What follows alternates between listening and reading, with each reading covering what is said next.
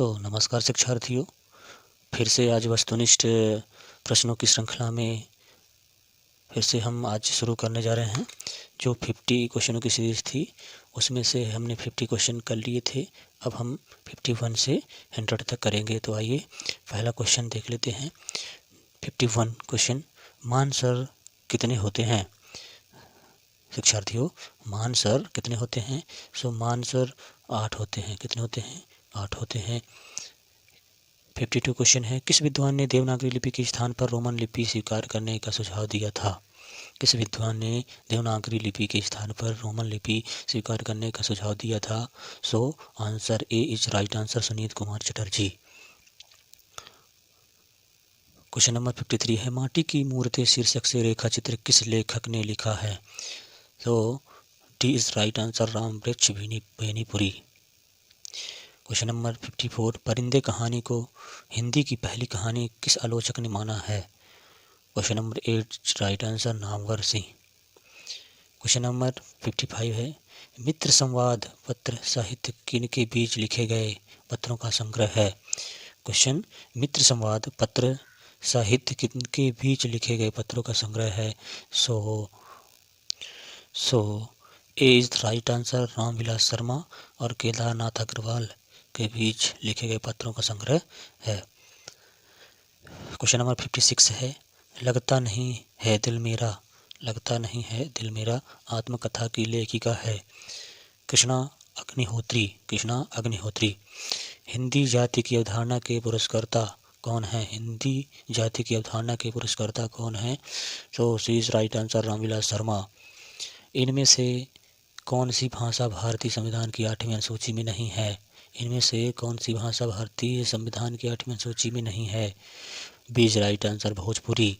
डोगरी, मैथिली, बोडो ये 8वीं अनुसूची में है। 59, इनमें से कौन सी कृति प्रतिबंधित रही है?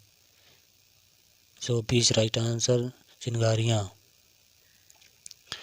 क्वेश्चन नंबर 60, जगदम्बा बाबू गांव आ रहे हैं कहानी संग्रह किस कथा लेखिका का है? B is right answer, Chitra Mudgal. विस्मय या आश्चर्य किस रस का स्थायी भाव है? अद्भुत रस का। आचार्य रामचंद्र शुक्ल के अनुसार असुर काव्य की ऐसी कौन सी बड़ी भारी विशेषता है जो तुलसीदास में उतनी नहीं है? आचार्य रामचंद्र शुक्ल के अनुसार असुर काव्य की ऐसी कौन सी बड़ी भारी विशेषता है जो तुलसीदास में नहीं है? आंसर नंबर सी, नवीन प्रसंगों की उद्भावना। क्वेश्चन नंबर 63, भाषा वह साधन है जिसके द्वारा मनुष्य अपने विचारों दूसरों पर भली भांति प्रकट कर सकता है और दूसरों के विचारों को स्पष्ट समझ सकता है। यह परिभाषा किसकी है? कामता प्रसाद गुरु। लोकनायक वही हो सकता है जो समन्वय करने का अपार धैर्य लेकर आया हो। उनका सारा काव्य समन्वय की विराट चेष्टा है। इन पंक्तियों के लेखक कौन हैं? इन पंक्तियों के लेखक कौन हैं? बी इज राइट आंसर, आचार्य हजारी प्रसाद द्विवेदी। भरत मुनि के रस सूत्र की अनुमिति वाद पर आधारित व्याख्या किस आचार्य की है? शंकुक। प्रश्न नंबर 66, सर्वप्रथम किस आलोचक ने अपने किस ग्रंथ में देव बड़े हैं कि बिहारी विवाद को जन्म दिया है? Question number A, Mishrabandhu. Hindi Navratna आलोचन ग्रंथ में। 67, बाधा या विधु को किसने इन काली जंजीरों से बांधा था? विधु को किसने इन काली जंजीरों से? मणि वाले फड़ियों का मुख क्या भरा हुआ है हीरों से? इन पंक्तियों में कौन सा अलंकार है? Answer B is right answer, अतिशयोक्ति अलंकार है। रूपक और अतिशयोक्ति दोनों अलंकार हैं। क्वेश्चन नंबर 68, आचार्य रामचंद्र शुक्ल ने हिंदी साहित्य का इतिहास के आधुनिक गद्य साहित्य परंपरा का प्रवर्तन के अंतर्गत प्रथम उत्थान की कालावधि निर्धारित की है। आचार्य रामचंद्र शुक्ल ने हिंदी साहित्य का इतिहास के आधुनिक गद्य साहित्य परंपरा का प्रवर्तन के अंतर्गत प्रथम उत्थान की कालावधि निर्धारित की है। सो 20 राइट आंसर। 1925 से 1950 विक्रमी शतक। देव कवि किस जिले के थे? So D is right answer, Etawah के थे। अखरावट काव्य कृति के रचयिता कौन है? मलिक मोहम्मद जायसी। आलपीन और गमला किस विदेशी भाषा के शब्द हैं? पुर्तगाली। भक्ति काल के किस कवि को जड़िया विशेषण से विभूषित किया जाता है? भक्ति काल के किस कवि को जड़िया विशेषण से विभूषित किया जाता है? So B is right answer, Nanddas. Question number 73, रचना के आधार पर वाक्य के भेद। So C is right answer, 8। कत दिखाए कामिनी दई, कत दिखाए कामिनी दई, दामिनी को यह बाह, थरथराति सो तन फिरे, फरफराति घन माह। किस कवि की पंक्तियां हैं? सैयद गुलाम नबी रसलीन।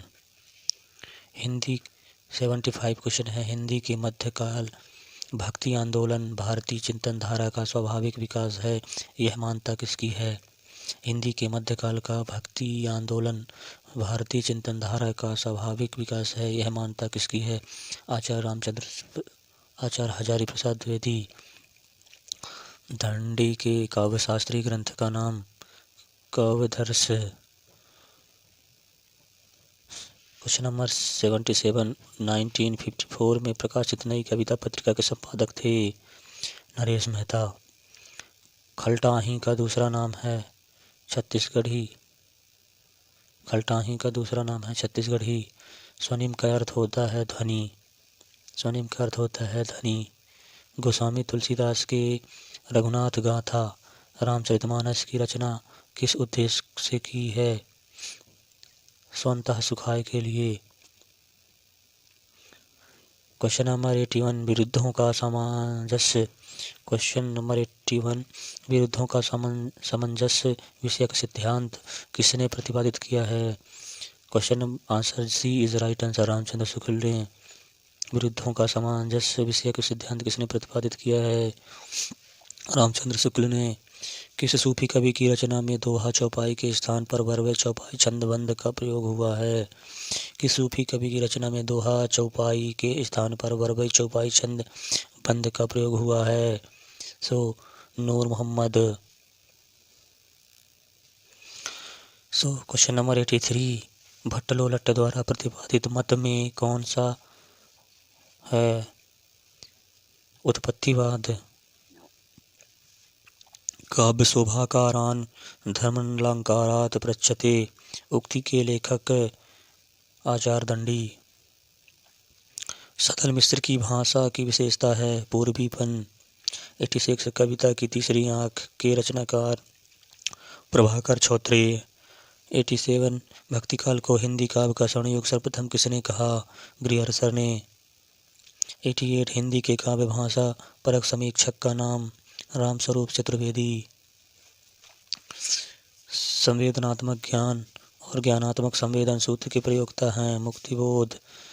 आचार्य रामचंद्र शुक्ल ने किस कवि को कठिन काव्य का प्रेत कहा है? केशवदास। वाक्यम रसात्मकम काव्यम काव्य परिभाषा के प्रस्तोता हैं आचार्य विश्वनाथ। वाक्यम रसात्मकम काव्यम काव्य परिभाषा के प्रस्तोता हैं आचार्य राम विश्वनाथ। तुलसीदास चंदन घिसें के लेखक हैं हरिशंकर परसाई। 93 कुट्टी चाटन नाम से हिंदी के किस साहित्यकार ने निबंध लिखे हैं?